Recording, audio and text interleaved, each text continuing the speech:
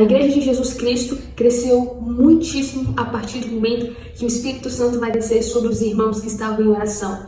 Em Atos dos Apóstolos, capítulo 2, o texto diz que quase 120 irmãos estavam naquela reunião de oração e foram cheios do Espírito Santo. A igreja primitiva ela começa a base de oração em Atos dos Apóstolos, capítulo 1, versículo 14 a seguir. E enquanto essa igreja está orando, 10 dias depois da Páscoa, diz o texto que o Espírito Santo veio sobre aqueles irmãos e os encheu e eles passaram a falar em línguas como de fogo. E o apóstolo Pedro ele vai se levantar para pregar em Atos 2, versículo 14. E quando ele se levanta para pregar, ele vai pregar uma mensagem cristocêntrica. A mensagem cristocêntrica significa que Jesus está no centro. Então Pedro vai pregar uma mensagem sobre a crucificação e morte de Jesus, sobre a vitória de Jesus sobre a morte, sobre a ressurreição de Cristo, como também sobre o senhorio de Jesus, por estar à destra de Deus. E nessa pregação, diz o texto que quase 3.000 almas foram salvas através da pregação de Pedro.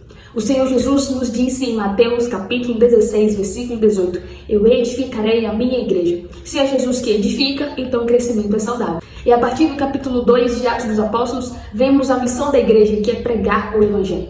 E quando a igreja está pregando o Evangelho em Jerusalém e nos arredores de Jerusalém, muitas almas estão sendo convertidas a Jesus. Até mesmo pessoas estão abandonando suas práticas mundanas, suas mágicas, para adorar somente o Senhor Jesus. Nós vemos em Atos capítulo 8 que até um eunuco etíope, ele também se converte a Jesus a partir do momento que Filipe vai explicar para ele o texto de Isaías capítulo 53. O evangelho que a igreja está pregando não é o evangelho antropocêntrico, como nós vemos nos dias de hoje, em que o homem e a mulher estão no centro de tudo, mas é o evangelho cristocêntrico, que Jesus está no centro. E é este evangelho que transforma a vida das pessoas. E da maneira que a igreja está indo pregar o evangelho, pecadores são resgatados, porque o papel da igreja é pregar o evangelho, o papel da igreja é resgatar pecadores. Você está disposto a pregar o evangelho? Vidas estão esperando uma mensagem de Jesus. E quando esse evangelho é pregado, pecadores são resgatados.